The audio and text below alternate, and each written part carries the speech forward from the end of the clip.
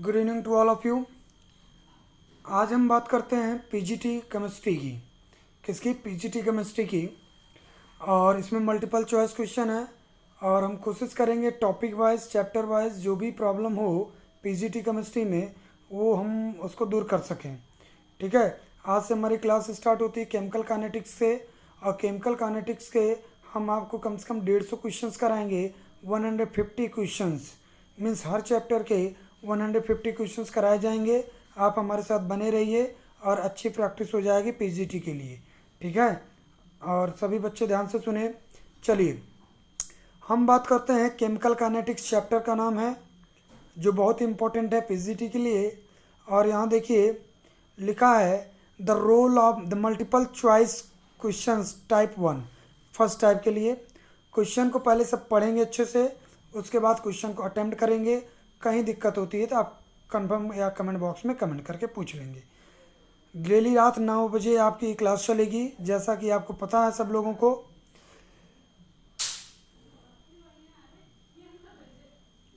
Very very thanks to all subscriber. आज से रात 9 बजे केमिस्ट्री की पीपीटी ऑब्जेक्टिव क्वेश्चन चलेंगे और सब लोग आप इसमें प्रेजेंट रहिए। पीजीटी की अच्छी तैयारी हो जाएगी, कहीं किसी बच्चे को कोई दिक्कत नहीं होगी पीजीटी लेवल पे। ठीक है। और हम कोशिश करेंगे हर चैप्टर के लगभग 150 क्वेश्चंस करा दें। और यहाँ देखिए हम पहला चैप्टर स्टार्ट करें केमिकल काइनेटिक्स से। कहाँ से? केमिकल काइनेटिक्स से। क्लियर है? लिखा है मल्टीपल चॉइस क्वेश्चन टाइप 1। आप क्वेश्चन को करने से पहले क्वेश्चन को अच्छे से एक बार पढ़ें और चारों ऑप्शन पढ़ने के बाद ही आंसर दें। ऐसा नहीं कि आप एक ऑप्शन पढ़ते ही आंसर दे दें। चारों ऑप्शन पढ़िए उसके बाद आंसर दीजिए, क्योंकि आंसर चारों ऑप्शन का लगभग सेम मिलता है कभी कभी। ठीक है। तो चलिए देखते हैं। The role of catalyst is to change. कहता है the role of catalyst is to change, मतलब कैटलिस्ट का काम होता है always work in the favour of the reaction. कभी कभी रिएक्शन को कंट्रोल करता है तो कभी कभी रिएक्शन को प्रोसीड करता है। ठीक है। तो हमेशा रिएक्शन के फेवर में काम करता है। कभी कभी रिएक्शन को क्या करेगा? कंट्रोल कर लेगा और कभी कभी प्रोसीड कर देगा, कभी कभी एक्टिवेटेड कर देगा। ठीक। तो पहला ऑप्शन देखिए Gibbs energy of the reaction. आप एक चीज़ और सुनिए, कैटलिस्ट जो है रिएक्शन में पार्टिसिपेट नहीं करता है, मीन्स रिएक्शन को प्रोसीड करता है, रिएक्शन से भाग लेता है। समझ रहे हैं ना आप लोग? भाग लेता है और भाग लेता है, मतलब रिएक्शन को करा के खुद भी निकल जाता है। मतलब समझिए Gibbs energy of the reaction पहला ऑप्शन है। इसमें कहीं कोई चीज़ आपको समझ में नहीं आ रही होगी। इंथैल्पी ऑफ द रिएक्शन, उसके एनर्जी के ऊपर कोई फ़र्क नहीं पड़ता कैटलिस्ट के, ना वो एनर्जी से प्रोसीड करता है। Activation energy of the reaction, reaction की एक्टिवेशन एनर्जी को बढ़ा देता है, एक्टिवेट कर देता है। और चौथा ऑप्शन आता है इक्विलिब्रियम कांस्टेंट। इसका कोई उद्देश्य नहीं होता कि इक्विलिब्रियम कांस्टेंट पे ले जाएं, इसका सिर्फ उद्देश्य होता है कि कैटलिस्ट रिएक्शन को प्रोसीड करे बस। ठीक है। उसका उद्देश्य नहीं होता कि वो रिएक्शन को इक्विलिब्रियम पे ले जाके ठेल दे, ऐसा कुछ भी नहीं। तो रिएक्शन को प्रोसीड करता है। रिएक्शन को प्रोसीड कैसे करेगा? एक्टिवेशन एनर्जी की बढ़ाकर। क्लियर है दोस्तों? तो यहाँ पे एक्टिवेशन एनर्जी को बढ़ा देगा, तो थर्ड ऑप्शन ये आपका एक्यूरेट होगा। चलिए हम सेकंड ऑप्शन की बात करते हैं। समय हमारे पास कम है। In the presence of the catalyst, मतलब कैटलिस्ट के प्रेजेंस में the heat evolve or absorb during the reaction. कह रहा है कैटलिस्ट के प्रेजेंस में एनर्जी निकलती है और एब्जॉर्ब होती है। मतलब कुछ कुछ रिएक्शन ऐसी होती हैं जिसमें एनर्जी निकलती है, कुछ कुछ रिएक्शन ऐसी होती है जिसमें एनर्जी एब्जॉर्ब होती है। तो पूछ रहा है ऑप्शन में इंक्रीजेस कैटलिस्ट के प्रेजेंस से क्या वो चीज़ें जो है जो रिएक्शन एनर्जी रिलीज हो रही क्या वो इंक्रीज कर जाती है? जो एनर्जी एब्जॉर्ब होती है क्या वो इंक्रीज कर जाती है? ठीक है। वो कह नहीं रहा कि भाई हमें नहीं पता क्या होती है, लेकिन आप बताइए कि इसमें क्या होगा। तो क्या वो इंक्रीज कर जाती हैं, क्या वो डिक्रीज कर जाती है, क्या वो रिमेन्स अनचेंज रहती है, या मे इंक्रीज और डिक्रीज हो जाती है? तो यहाँ पे देखो अगर इंक्रीज करता तो मे और मे नॉट मे और मे वो ना देता डिक्रीज।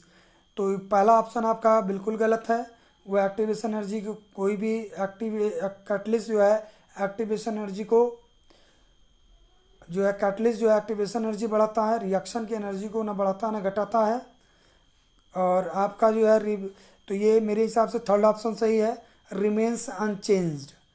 क्या होता है? रिमेन्स अनचेंज, जो हो रहा है होने दो, सिर्फ वो रिएक्शन को प्रोसीड करता है, प्रोसीड होके वापस आ जाता है। ठीक है, मीन्स भाग लेता है। चलिए थर्ड देखिए, activation energy of a chemical reaction can be determined by.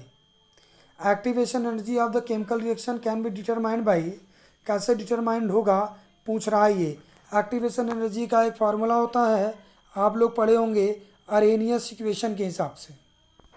किसके हिसाब से? Arrhenius equation, K1 K2 T1 T2 के रिस्पेक्ट में, है ना। ये अरेनियस इक्वेशन आप लोग पढ़े होंगे। अरेनियस इक्वेशन की मदद से क्या मिलता हमें? अरेनियस इक्वेशन की मदद से हम क्या पा सकते हैं? एक्टिवेशन एनर्जी पा सकते हैं। क्लियर है? क्या पा सकते हैं? एक्टिवेशन एनर्जी पा सकते हैं। तो चारों ऑप्शन अच्छे से पढ़ लीजिए, फिर आप आंसर दीजिएगा। चारों ऑप्शन देखिए फटाक से, हम आपको 3 सेकंड दे रहे हैं, 4 ऑप्शन देख के बताइए।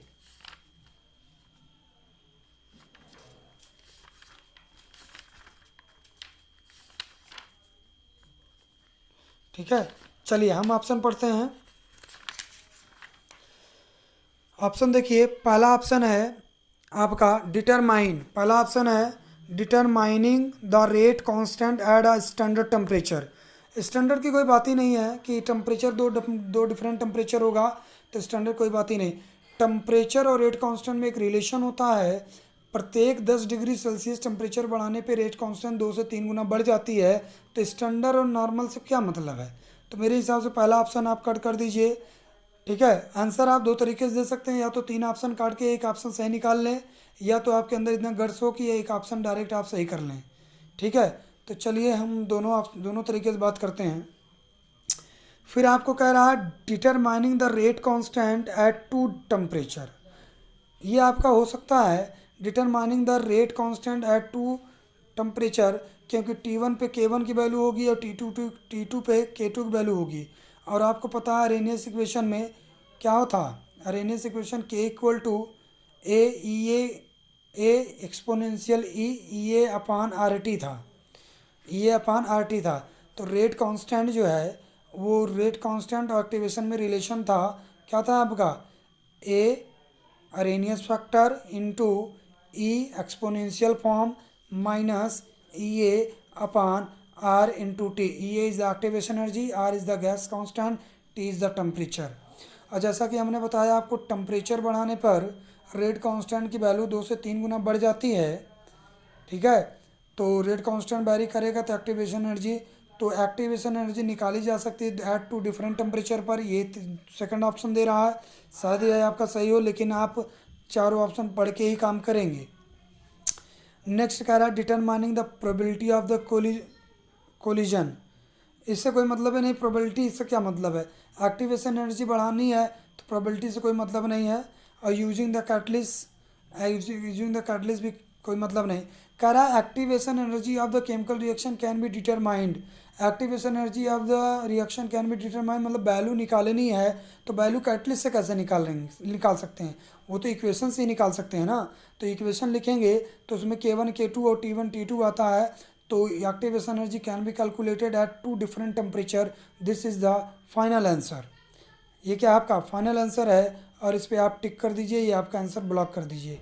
ठीक है, अगला देखते हैं, अगली बात करते हैं। चलिए यहाँ देखिए आपको ग्राफ दिया है। क्या दिया है? ग्राफ में दिया है पोटेंशियल रिएक्शन कोऑर्डिनेट।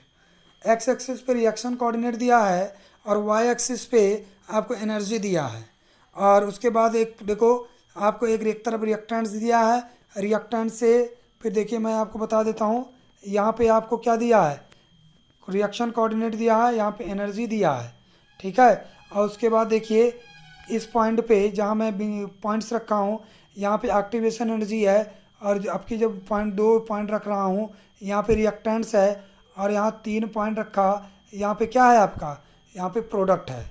और जो E1 एंड E2 है, E1 और E2 जो है ये आपका क्या है? ये आपका एक्टिवेशन एनर्जी है। ध्यान दीजिए एक्टिवेशन एनर्जी कैसे निकालेंगे। रिएक्टेंट से स्लोप पकड़ेंगे, रिएक्टेंट से लेकर ऊपर तक लाइन खींच दीजिए जहाँ तक क्या हो आपका एक्टिवेशन एनर्जी। तो ये पॉइंट आपका क्या है, ये पॉइंट आपका एक्टिवेशन एनर्जी है।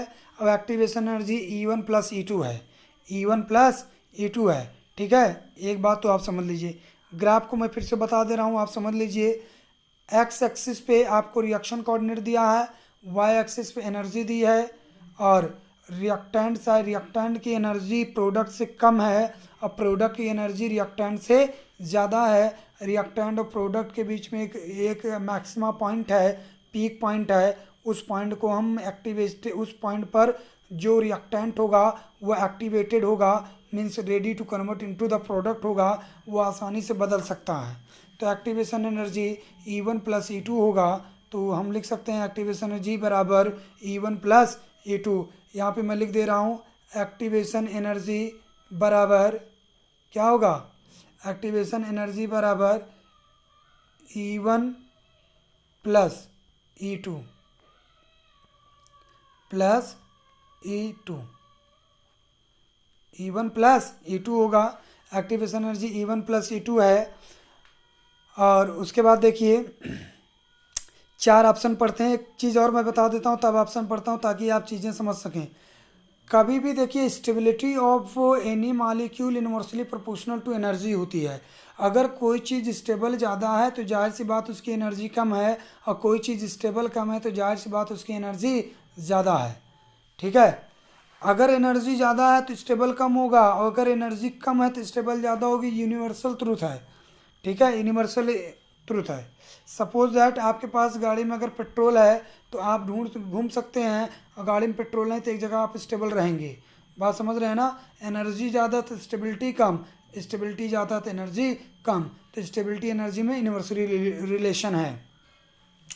क्लियर है। तो अब यहाँ पे देखिए ग्राफ की मदद से एक आपको इन्फॉर्मेशन मिल रही है। रिएक्टेंट की एक्टिवेशन एनर्जी क्या है, रिएक्टेंट की एक्टिवेशन एनर्जी क्या है, कम है। सॉरी, रिएक्टेंट की एनर्जी जो है वो कम है, मीन्स वो ज़्यादा स्टेबल है। रिएक्टेंट आपका ज़्यादा स्टेबल है और प्रोडक्ट की एनर्जी ज़्यादा है, तो प्रोडक्ट आपका कम स्टेबल है।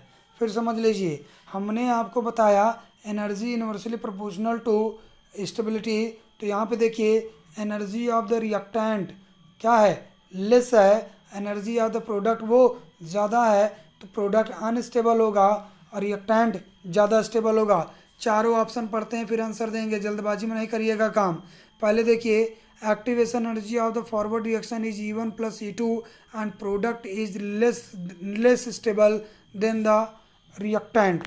तो जाहिर सी बात है यहाँ पे प्रोडक्ट क्या है, अनस्टेबल है, मतलब कम स्टेबल है रिएक्टेंट से। तो ये ऑप्शन हो सकता है, बट आप जल्दबाजी नहीं करेंगे, आप पूरे ऑप्शन पढ़िएगा। ठीक है, सेकंड ऑप्शन है activation energy of the forward reaction is E1 plus E2 and product is more stable then reactant. ऐसे 2 ऑप्शन और दिए थे, वो 2 ऑप्शन हमने लिखा ही नहीं। तो जाहिर सी बात है, आप समझिए यहाँ पर हमने आपको बताया कि प्रोडक्ट की जो एनर्जी है वो रिएक्टेंट से ज़्यादा है, तो जो प्रोडक्ट होगा वो आपका कम स्टेबल होगा as compare to the reactant. तो आपका पहला ऑप्शन ब्लॉक करते हैं, पहला ऑप्शन 100% सही है। Activation energy of the forward reaction is E1 plus E2 and product is less stable then reactant. ठीक है, और इसके बाद हम आगे प्रोसीड करेंगे। आप इतना देख लीजिए और इसको सॉल्व करिए। ठीक है, स्क्रीनशॉट ले लीजिए। क्लियर है, थैंक यू।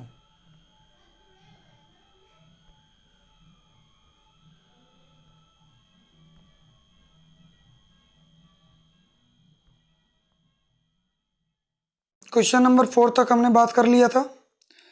क्वेश्चन नंबर 5 की बात करते हैं। Consider a first order gas phase decomposition reaction given below.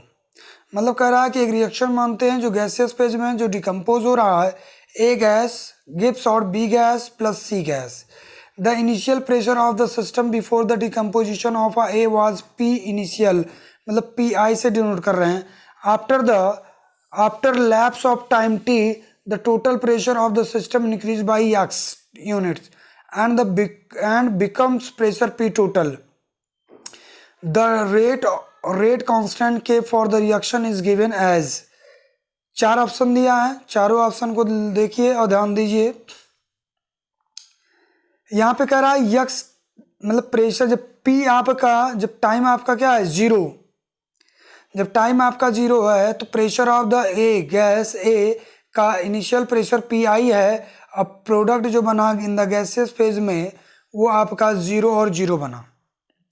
जब समय कुछ बीत गया, जब समय कुछ बीत गया तो पी प्रेशर में से एक्स जो है निकल गया रिएक्ट होने के लिए, अब बना यक्स और यक्स।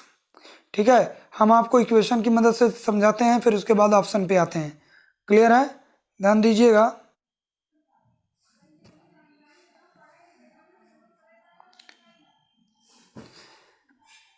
चलिए हम बात करते हैं सॉल्यूशन की। ए जो है गैस है, बी जो है आपका गैस है, सी आपका गैस है। ए गैस डिकम्पोज हो रहा है, बना रहा है B gas plus C gas. जब समय आपका 0 होगा, जब समय कुछ बीता ही नहीं होगा, तब आपका pressure of A gas P I मानेंगे और प्रेशर ऑफ बी गैस 0 और प्रेशर ऑफ सी गैस 0। मतलब जब आपका समय बीता है नहीं तो इसके द्वारा कोई प्रेशर जनरेट नहीं होगा। ठीक है, फिर उसके बाद देखो, अब अगर कुछ समय बीत जाएगा, कुछ समय बीत जाएगा तो क्या होगा, पी इनिशियल में से यक्स जो है निकल गया रिएक्शन होने के लिए, तो P initial minus x gives out x pressure of B and x pressure of C. Total pressure को पाने के लिए पार्शियल प्रेशर सबको ऐड कर देंगे डाल्टन्स लॉ के अकॉर्डिंग, और टोटल प्रेशर का इक्वेशन बन जाएगा आपका, टोटल प्रेशर का इक्वेशन बन जाएगा आपका, क्या चीज़ बन जाएगा, देखिए ये आपका पी टोटल बराबर P initial minus X plus C. P initial जो है ए के द्वारा जनरेट होगा पी इनिशियल माइनस एक्स, और बी के द्वारा जनरेट होगा एक्स, सी के द्वारा जनरेट होगा एक्स। तो एक्स से एक्स कैंसिल हो जाएगा और आपका जो है पी टोटल इक्वल टू मिलेगा आपको पी इनिशियल प्लस एक्स। तो एक्स की वैल्यू निकाल दें in the term of P total and P initial, तो आपकी एक्स की वैल्यू आ गई किसके टर्म में, आपकी एक्स की वैल्यू आ गई पी इनिशियल के टर्म में और किसके टर्म में, टोटल के टर्म में। ठीक, अब आपको वैल्यू चाहिए क्या, पी ए जो आपका रिएक्टेंट है वो चाहिए। आपको वैल्यू कौन सी चाहिए, अब आपको वैल्यू चाहिए प्रेशर ऑफ आ गैस ए। तो प्रेशर ऑफ अ गैस ए पाने के लिए हम क्या करेंगे, बराबर पी इनिशियल माइनस एक्स पे जाएंगे और एक्स की वैल्यू आपको दी गई है ये, और इसको यहाँ पुट कर देंगे। तो आप इसको सॉल्व करेंगे पूरे को, तो 2p initial minus P total, और इक्वेशन होती है k equal to 2.303 upon T log P initial upon pressure of gas of reactant, मतलब रिएक्टेंट का इन प्रेशर होगा। तो 2.303 upon T log P initial upon P, एक सेकेंड इसको हम रफ कर देते हैं,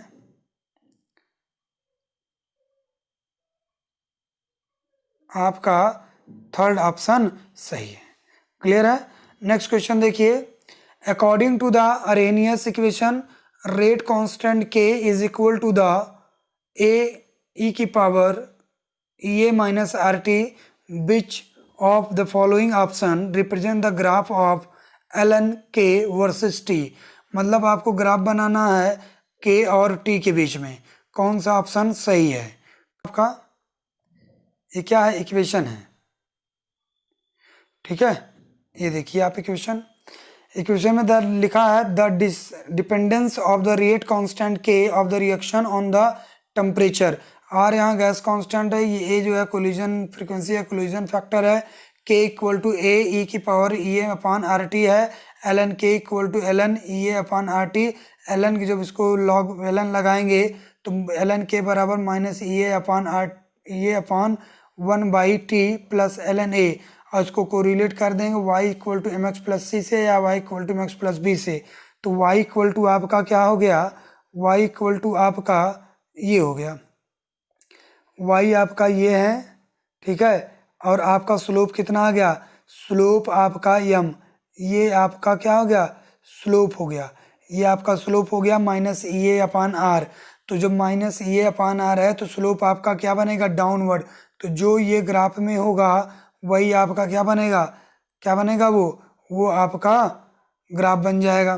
क्लियर है, क्या बन जाएगा, वो आपका, ये हमारा ऑप्शन है। तो यहाँ कितने हैं, यहाँ 4 ऑप्शन दिए हैं, एक डाउनवर्ड बना है, एक स्ट्रेट लाइन, एक स्ट्रेट लाइन, एक स्ट्रेट लाइन। तो ये दोनों नहीं होंगे, ये आपके ऑप्शन नहीं होंगे। ठीक है, एक सेकेंड, इसको हटा देते हैं। ये आपका गलत है, ये भी आपका गलत है, ये भी आपका गलत है, सिर्फ एक ऑप्शन सही है, ये वाला। ठीक है, तो आप इसको क्वेश्चन को करिए। केमिकल काइनेटिक्स थोड़ा कॉम्प्लिकेटेड होता है, लेकिन इतना भी नहीं कि आप समझ ना सकें। ठीक है, आज की क्लास इतनी ही, और कोई दिक्कत होती है तो आप कमेंट बॉक्स में पूछिए। Thank you.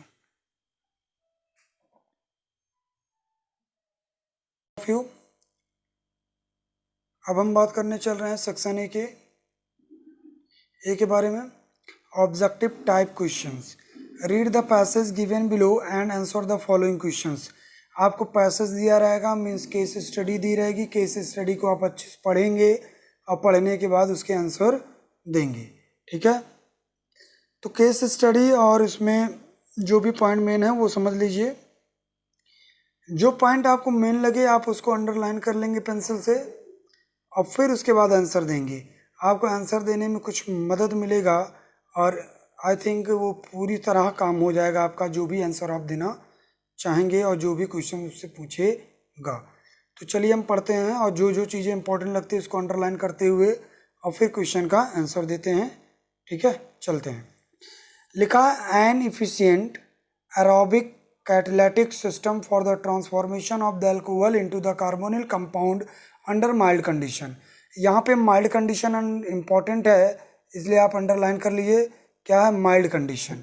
ठीक है, आगे लिखा है, copper based catalyst has been discover.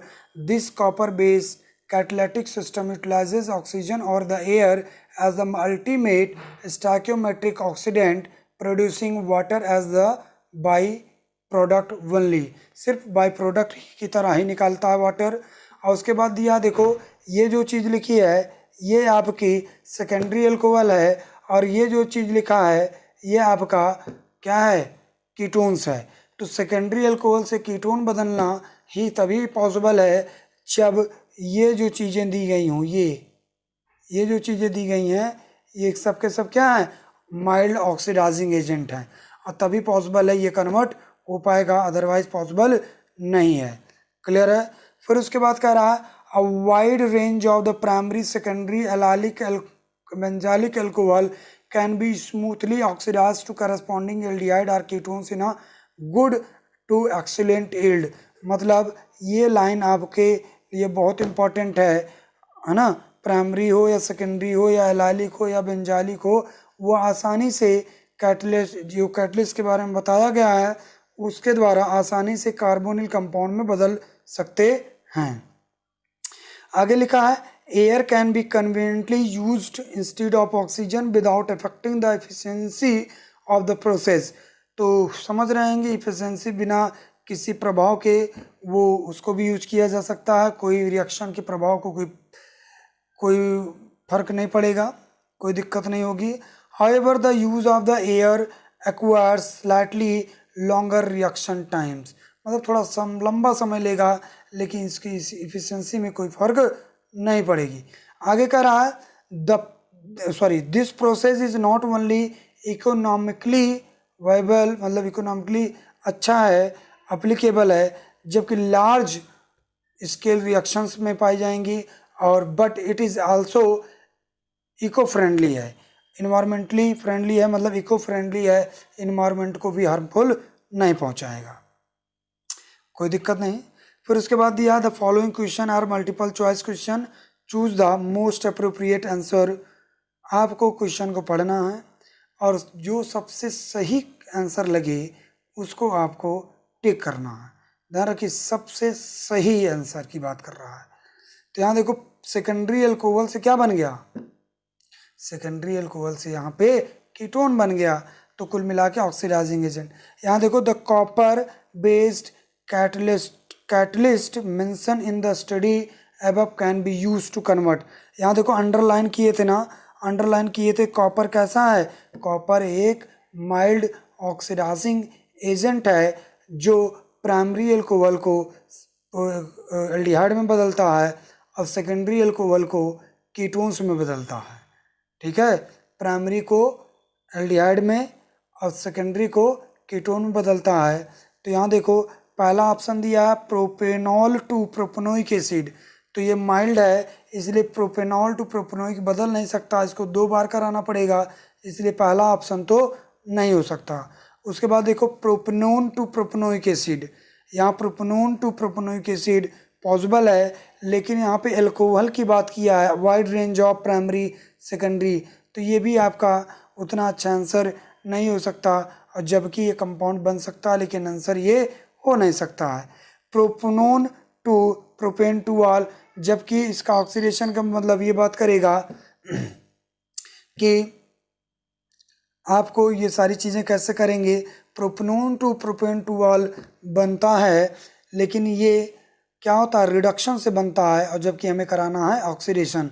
Last option है propan two ol to propanone, propan two ol से प्रोपेनोन बन सकता है लेकिन जो है propanone to propan two ol नहीं बन सकता।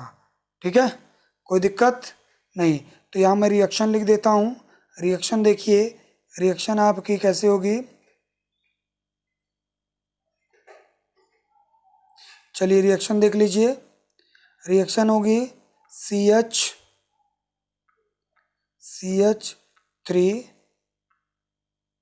CH3 बॉन्ड CH और उसके बाद आपका OH, फिर बॉन्ड, फिर जो है CH3। ठीक है, और ये गिब्स आउट करेगा किसके प्रेजेंस में, इन द प्रेजेंस ऑफ कॉपर, तो ये बन जाएगा आपका CH3। ठीक है, CH3 बॉन्ड, फिर इसके बाद C, फिर आपका O, फिर बॉन्ड, फिर आपका बन जाएगा CH3, ये बन जाएगा। और यहाँ एरो के ऊपर यहाँ पे क्या लिखेंगे हम लोग, यहाँ पे हम लोग क्या लिखेंगे, यहाँ देखिए यहाँ पे हम लोग क्या लिखेंगे, कॉपर। कॉपर एक कैटलिस्ट है और ये आपका आंसर रहा यहाँ पे। क्लियर हुआ, तो ये आंसर हो गया, कोई डाउट नहीं। यहाँ पे जो एरो है, जो आपका एरो है, एरो के ऊपर आप लिखेंगे कॉपर, क्या लिखेंगे, copper, in the presence of copper. तो प्रोपेन टू ऑल से प्रोपेन टू ओन बन गया इन द प्रेजेंस ऑफ कॉपर। तो ये आपका आंसर हुआ, और कहीं कोई दिक्कत होती है तो आप कांटेक्ट कीजिए। ठीक है, ये पहला क्वेश्चन हमने करा दिया, अब दूसरे क्वेश्चन की बारी आती है, आप इसको देख लीजिए, कहीं डाउट होता है तो कमेंट बॉक्स में पूछ सकते हैं। ठीक है, बहुत ध्यान से पढ़ेंगे क्योंकि एक एक बारीकी से क्वेश्चन को सेट किया गया है। क्लियर है, ओके, चलिए।